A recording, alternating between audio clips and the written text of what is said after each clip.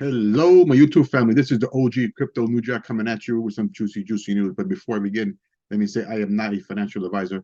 Anything you see or hear in this video is for educational and informational purposes only and should not be considered as financial advice. Remember to do your own research and consult with a qualified professional before making investment decisions. Okay, today we're going to begin at the crypto market cap, and it's at 1.23 trillion. It is down 0.1%. Coming in at number one is Bitcoin at 30,393. Coming in at number two is Ethereum at 1,895. Now, beloved XRP is coming in number six at 48 cents. Taking a look at crypto bubbles, it looks like it's mostly green with Aave, top gainer, plus 21%. The crypto fear and greed index is in greed at 64. And this has been all over the internet, Twitters, and all that stuff. Whale Chart put this thing out breaking. Rumors Ripple will buy back 10 billion XRP tokens. This is something that Ripple has not put out. I actually looked into this a lot, and I wish I would have found a tweet that I'm about to show you in a little bit, and I would have not wasted so much time looking into this because Ripple doesn't have it. Brad Garlinghouse, Stuart Alderati, you name it, they didn't tweet it. I did find one, but unfortunately, I found it after I did most of my research. But this is 100% been debunked. It's not true. It doesn't even make sense. To buy $10 billion of XRP tokens, they would need to spend $5 billion. And Brad Garlinghouse publicly stated that they only have about $1 billion of cash to use. And I doubt they would use that cash to get this. They wouldn't even be able to buy this amount. And also, they have almost half, not half, but it's under half in their escrow. They don't need to buy any more XRPs. So this is 100% not true. Not hating on Whale Chart or anything, but it's good to put out information, but it's incumbent on each and every one of us to look into it to make sure what we're seeing and hearing is 100% correct. Moving on that note, John Dean put out, I don't believe Ripple is buying back 10 billion until I hear from Ripple themselves. And of course, you have to do your own research. And this is the tweet I'm talking about. I wish I found sooner. David Schwartz, Ripple CTO, 100% figures it up. We do sometimes buy XRP, but I don't know of anything specific that this could be referring to, and there's no official source mentioned. So when you have Ripple CTO David Schwartz saying that he doesn't even know about it, and he works for the company, he's the CTO, the Chief Technology Officer, and it's been 100% proven to be not true. So we're going to leave it right there. Okay, moving on. Shout out to Michael Branch. He puts out, while it has been about 110 days since the last ruling, the average time taken by federal judges to deliver a summary judgment is about 166 days. So, we could be frustrated, but this is still within the norm. We're just going to have to sit tight and just wait for the ruling to come down whenever Judge Torres decides to make that ruling public. Okay, moving on. Shout out to Molly Elmore. She tweeted out 1 week into the U.S. launches wholesale CBDC platform. That's the FEDNOW that's supposed to launch in July. That's another one where we're going to have to wait and see. Is it going to actually launch in July? Is it going to be pushed back? Who knows? But you know what? We're close. We have 1 week, so we're going to find out shortly. Okay, moving on. Shout out to Digital Perspectives. He put out that this is a great article. XRP does not meet the Howey test. And he's referring to this article here. I'm not going to read the whole article, just the part that I highlighted. It says here, Seth, a patent lawyer of 25 years, also expressed skepticism of the SEC's case in a Twitter thread on Monday, arguing that XRP does not meet all of the requirements of an investment contract under Howey. Though not a securities lawyer by profession, Seth's analysis received high praise from Deaton as a good or better than any of mine or anyone else's. Seth spoke with Crypto Potato this week about this case against the SEC and what implications the lawsuit carries for the entire industry. He argued that the real Howey test contains a sparsely mentioned fifth prong that XRP fails to satisfy. The most basic requirement of a security is an instrument that evidences a financial stake in a common enterprise like the Howey contracts did. The SEC, by contrast, has bogusly tried to eliminate that requirement. His claims are in line with Deaton's, who has often said Ripple's success as a company is not necessarily tied to XRP's gains or losses on the market. As referenced by Seth, court records from SEC versus Howey provide the following definition of an investment contract. For purposes of the Securities Act, an investment contract Undefined by the act means a contract, transaction, or scheme whereby a person invests his money in a common enterprise and is led to expect profits solely from the efforts of the promoter or third party, it being immaterial whether the shares in enterprise are evidenced by formal certificates or by nominal interest in the physical assets employed in the enterprise. Seth said he hopes the Judge Torres is not bamboozled by the SEC's HOWEY interpretation and finds that none of the contracts under which Ripple sold XRP are securities, since they do not convey any interest in a common enterprise. And of course, I'm going to 100% agree with that. Okay, moving on. Shout out to Amit is Investing. He just put this thing out. I'm not going to read this one. It's kind of a long thread, but the Robinhood thesis, why he is long on it, and it makes good sense. Of course, this isn't financial advice. This is for you to look into it.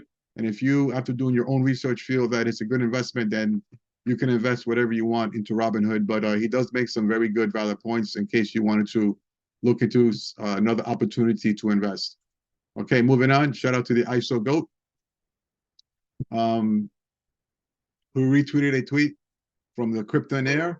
It says here, XTC Trade Trust Consortium delivers world's first cross-border quantum secure digital trade transaction, dated June 20th, 2023.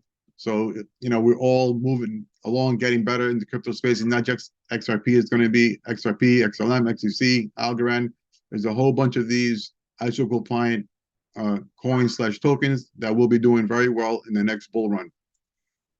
Okay, moving on. Shout out to Henry Brown. Hong Kong emerges as a cryptocurrency hub, garnering praise from Tyler Winklevoss. The Winklevoss twins were in Hong Kong recently, and they were very happy with what they're doing.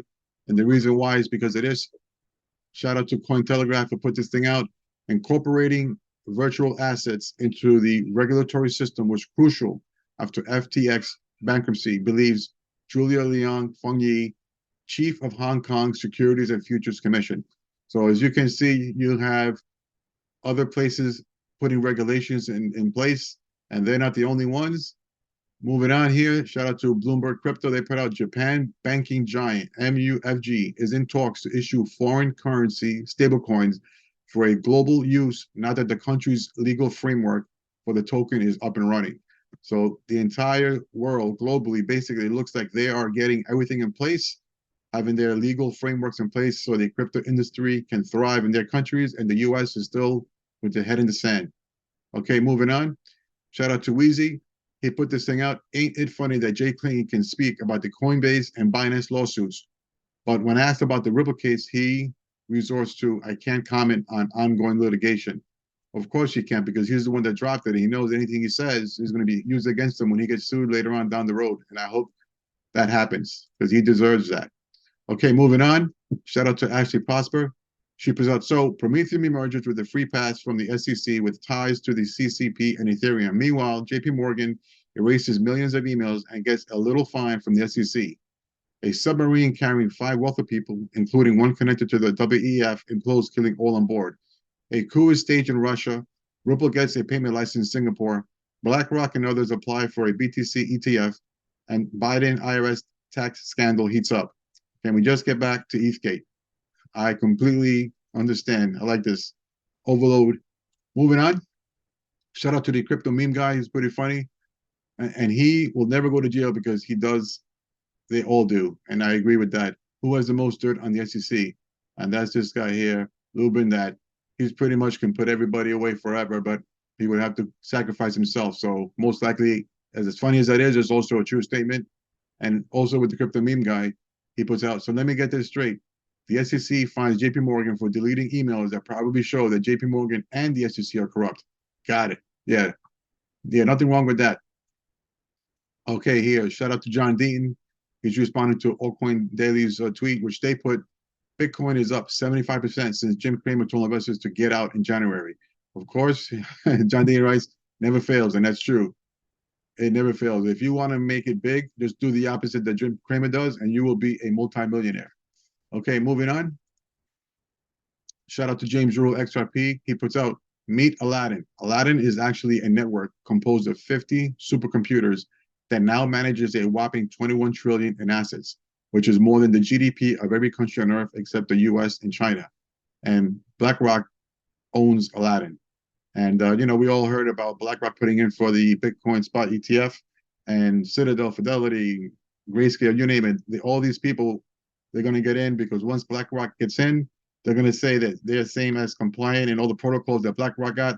So if BlackRock gets in, they're going to get in, and you're going to have $30+ trillion coming into the crypto space, something that will make the next bull run be the bull runs of all bull runs. It will be the most epic bull run in the history of crypto, because it's not just retail money. Now you're going to have institutional money, 30+ trillion coming into the space. You can just imagine. And I heard this, I'm not sure if where I saw this or I read it or I saw it on one of these other YouTube influencers where they mentioned that, and just talking about BlackRock, not even 1%. If they put in 0.3% of their assets under management into the crypto space, they can literally buy every single Bitcoin and XRP on the exchanges.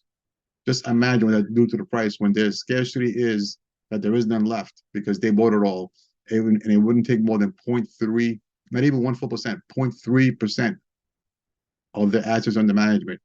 I mean, this next bull run, if all these institutions get their ETFs approved, it's going to be the bull run of all bull runs.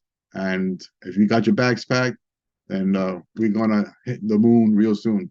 Well, okay, fam, that's going to do it for today's video. If you found this video to be helpful, would you please smash the like and subscribe? I would really appreciate it, and it doesn't cost you anything. Thank you much in advance. In the words of Snoop Dogg, keep your mind on your money and your money on your mind. Peace out, fam.